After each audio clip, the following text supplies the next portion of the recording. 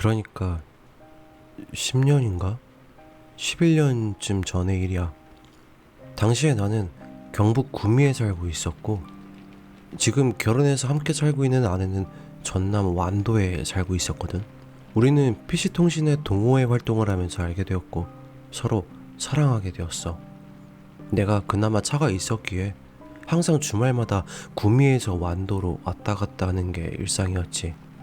내가 아는 완도로 가는 길은 한 가지뿐이었어. 88 고속도로를 타고 광주, 나주, 해남을 거쳐 남창까지 가면 완도.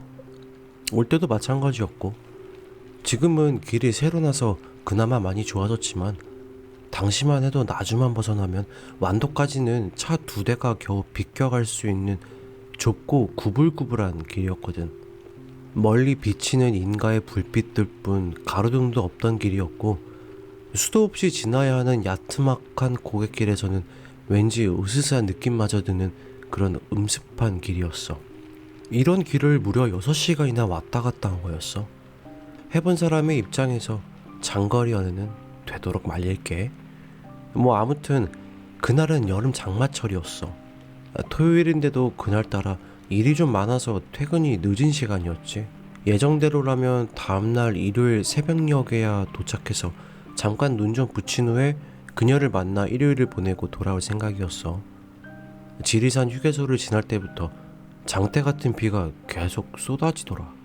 광주에 도착했을 때는 이미 자정이 훌쩍 지나가 있었고 비는 하염없이 쏟아지고 있었지. 망할 천정번개까지 쳐가면서. 어차피 날이 밝아야 그녀를 만날 수 있기에 서두를 이유가 없어 다행이었지 뭐. 그녀가 사준 테이블 들으며 휘파람도 불어가면서 비가 오거나 눈이 오는 날씨를 싫어하는 건 아니니까 그렇게 계속 운전을 하면서 13번 국도를 넘어갈 때였어. 한 2시쯤이었을 거야.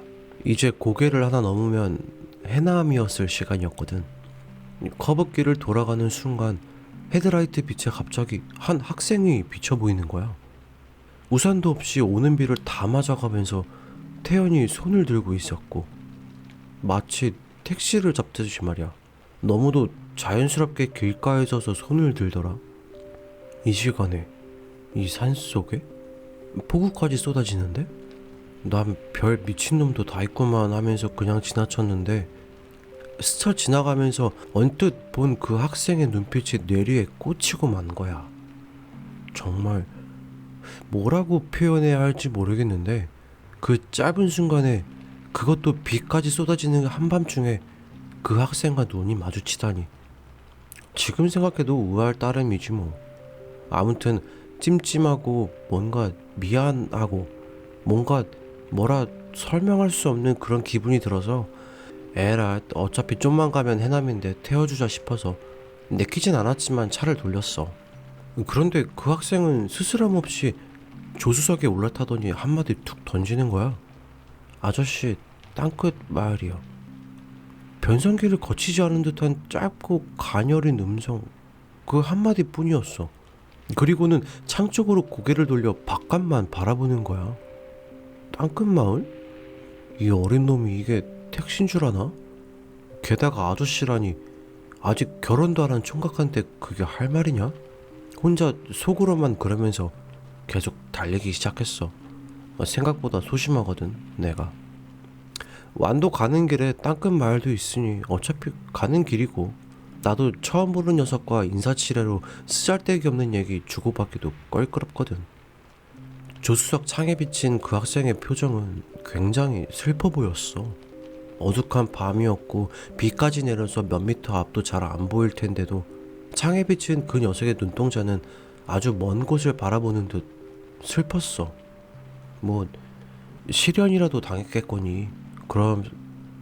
그래서 술이라도 한잔 했겠거니. 그렇게 생각하면서 달렸지. 그 학생도 날 신경 안 쓰는 것 같았고, 옆에 아무도 없다 생각하고 콧노래를 흥얼거리면서 계속 달렸어. 남창에 거의 다다랐을 즈음 비는 거의 잦아들었고, 대신 새벽녘의 안개가 자욱하게 끼기 시작했지. 마치 구름 속을 달리는 듯이 지독한 안개였어. 무슨 사바세계 같더라. 그리고 나는 잠시 망설였어. 땅끝마을까지 태워줘야 하나. 여기서 내리면 꽤나 걸어가야 할 텐데. 학생, 나 완도로 가야 하는데 어떡할래? 여기서 내릴래? 집까지 태워다 줄까? 그 녀석은 나를 한번 돌아보더니 미소를 짓더라. 그 미소는 참 복잡 미묘한 미소였어.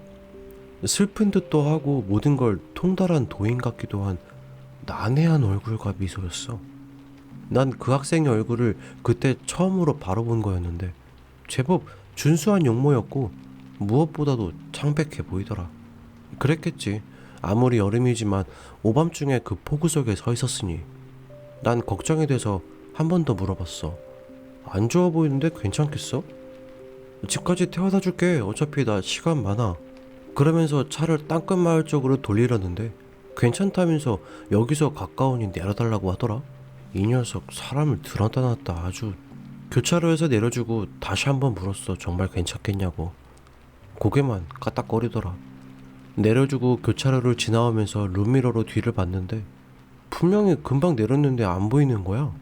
교차로를 건너서 차를 세우고는 내려서 건너편을 봤지만 역시 보이지 않았어. 하긴 자욱한 안개 때문에 건너편도 또렷이 보이진 않았어. 어둡기도 했고. 어두운 한밤중 자욱한 안개 속에 가로등 몇 개만 스멀거리는 외딴 곳에 혼자 있다고 생각하니 갑자기 좀 무서워지더라. 뭐 내리자마자 뛰어갔겠지. 스스로를 납득시키고 서둘러 그곳을 떠났어. 그렇게 완도 읍내에 도착하니 새벽 5시가 다 되어 가더라. 적당한 곳에 차를 주차시키고 창문을 쬐끔 열어놓은 후에 의자를 뒤로 젖혀 잠을 청했지. 2시간 자고 일어나면 그녀를 만날 수 있다는 생각을 하면서. 너 얼마나 잤을까? 창문을 두드리는 소리에 깼어. 희뿌옇게 날이 밝아오는 가운데 그 학생이 창문을 노크하듯이 두드리면서 자고 있는 나를 들여다보고 있는 거야. 진짜로 기절하는 줄 알았어. 화들짝 깨어나서 놀란 내색을 하지 않으려고 애쓰면서 창문을 좀 더 내렸어. 어? 너 집 뭐야? 너 아직 여긴. 비몽사몽간에 떠뜸거리면서 주절거리니까 그 학생이 씩 웃더니 고마웠다고 그러더라. 아무도 태워주지 않았는데 아저씨가 태워줬다고. 고맙다고. 그러고 보니 여기까지 올 동안 고맙다는 말 한마디 않더니 그 말 하려고 다시 온 건가? 물어보려고 하는데 녀석은 여전히 지할 말만 해. 비 오면 88 고속도로 가지 말아요. 어? 비? 가지마? 왜? 또 떠뜬거리면서 묻는데 녀석은 내 말은 아랑곳하지 않고 뒤돌아 가버리는 거야. 왠지 붙잡아야겠다는 생각에 차문을 열렸는데 문이 안 열려. 이럴 리가 없는데. 문을 열려고 용을 쓰다가 잠에서 깼어. 꿈이었던 거지. 문부터 열어봤어. 정상적으로 열리더라. 생생한 꿈이었네. 꿈에서처럼 희뿌옇게 날이 밝아오고 있었고 어디서부터 어디까지가 꿈인지 현실인지 한동안 헷갈리더라. 애초에 그 녀석을 태운 것부터가 꿈이었을까? 아니야. 그럴 리가. 그래, 녀석이 고맙단 말 한마디 안 해서 그게 내 맘속에 맺혔던가 보지. 뭐 아무튼 그렇게 한밤중에 일이 끝났고 그 후로는 그녀와의 즐거운 일요일이었어. 다음날 출근도 해야 하기 때문에 이른 저녁에 출발해야 했어. 헤어지기 전에 커피를 마시면서 그 학생을 태웠던 일, 꿈에서 녀석이 했던 말, 지난밤에 겪었던 일들을 그녀에게 들려줬어. 마침 낮 동안 화창했던 날씨가 굳어지더니 멀리서 천둥 소리가 들려오고 있더라. 정말 분위기가 이렇게 들어맞네. 그런데 그녀는 심각했어.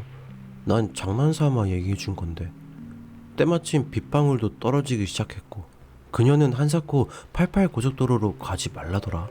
내가 아는 길이 그거밖에 없는데 말이야.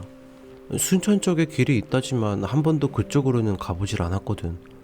아무튼 그녀는 귀여이 약속까지 받아내고 나를 보내주었어. 처음에는 에이 그냥 88로 가고 그녀에겐 순천으로 해서 갔다고 그럴까 생각도 했지만 그녀를 속인다는 게 내키지 않아서 초행길이지만 순천 쪽으로 방향을 잡고 출발했어. 비는 계속 내리고 있었고 마산을 지날 때쯤 라디오에서 흘러나오는 뉴스가 들려오더라. 고령터널 입구에서 유조차가 포함된 7중 추돌사고가 났다고. 유조차 뒤집어지고 사상자 수명, 교통통제 되고 있다는. 내가 88 고속도로로 갔다면 지금쯤 나도 그 근처를 지나고 있겠구나 하는 생각이 퍼뜩 들더라. 에이 설마 우연이겠지. 우연일 거야. 그렇게 또 스스로를 납득시키고 그 일은 그렇게 지나갔어. 잊었었지. 2년 동안은. 그 학생과 다시 얽힌 것은 2년이 지난 여름휴가 때였어. 친구들과 휴가 날짜를 맞춰서 땅끝마을로 휴가를 갔을 때지. 사실 친구들에게 그녀를 자랑도 할 겸 소개해주기 위한 계획? 땅끝마을 가까운 곳에 해수욕장도 있고 완도로 가서 바다낚시도 할 계획이었거든. 그날도 늦게나 도착했어. 급히 구하느라고 조립식으로 대충 지은 허름한 민박에 간단한 짐들을 풀었어. 그날 밤에 나는 그 학생을 또 만났어. 물론 꿈이긴 했지만 정말 생생한 꿈이었어. 그리고 꿈의 그 학생은 무척 화난 모습이었어. 여긴 뭐하러 왔냐고 지금 당장 나가라면서 나를 힐련하듯이 몰아세우는 거야. 그러다가 잠에서 깼는데 시간이 꽤 된 것 같았는데 고작 새벽 2시더라. 난 이번에는 그냥 꿈이겠거니 하고 넘어갈 수가 없더라. 부랴부랴 자고 있는 친구들을 깨우기 시작했어. 친구들은 짜증이 이만저만이 아니었지 뭐. 난 아직 잠에서 덜 깬 친구들에게 두서없이 꿈 얘기며 그 학생에 대한 얘기들을 중구난방으로 설명하면서 예감이 안 좋으니까 빨리 나가자고 닥달했어. 당연히 친구들은 나를 미친놈 보듯이 했고 말이야. 한밤중에 꿈 얘기를 하면서 나가자니 내가 생각해도 제정신이 아닌 소리였지. 그래도 난 끝까지 고집을 피워 친구들을 하나씩 끌어내다시피 하면서 마당으로 나왔어. 끌려나온 친구들은 마당 한켠에 있는 툇마루에 앉아 잠에 취한 표정으로 욕지기를 하면서 담배를 피워물고 있었고, 바로 그때였어. 우리 옆방에서 순식간에 불길이 치솟은 게, 무언가 터지는 듯한 소리와 함께 불길이 치솟았고 그 불은 순식간에 우리 방으로까지 옮겨 붙었어. 순식간에 벌어진 일이었어. 아무것도 못하고 멍해지더라. 난 조립식 건물이 왜 위험한지 그때 확실하게 알게 됐어. 불이 정말 순식간에 번져. 자고 있던 팬티바람의 사람들이 황망하게 뛰어나왔지만 이미 상당한 화상을 입은 상태였어. 나중에 알게 되었지만 병원에 실려간 부상자들 중 결국 한 분은 돌아가셨대. 그 화재 사건으로 우리들의 휴가 계획은 엉망이 되었지. 난 그 학생 얘기며 꿈 얘기들을 친구들에게 자세히 들려줬어. 한 친구가 그 학생을 한번 찾아보자고 제안했고, 어차피 휴가 계획은 다 망쳤으니 다들 그러자고 찬성하더라. 그렇게 동네 어른들을 찾아다니며 수소문한 결과 알게 된 사실은 15년쯤 전에, 그러니까 지금으로부터 25년 전쯤이 되겠네. 해남 근처에서 실족사한 고등학생이 한 명 있었다는 거야. 여자친구에게 차이고 술에 취한 상태에서 도로 옆 절벽으로 떨어졌다고 하는데, 자살이라고도 하고 사고라고도 하고 아무튼 의견이 분분했대. 사건 당시에도 명확한 결말이 나지 않았다고 해. 집이 땅끝 마을에 있었고 아버지는 안 계시고 어머님과 단둘이 살았다는데, 그 일이 있고 어머님은 거의 미치다시피 해서 종적에 미연해졌다고. 이 이상은 자세히 알 수가 없었어. 그 후로 2번 다시 그 학생을 만날 수 없었고, 꿈에서도 말이야. 아무튼 요즘도 비가 억수같이 쏟아지는 여름밤이면 가끔씩 그 학생 생각이 나더라. 내가 정말 그 학생을 태웠던 게 맞는가 싶기도 하고.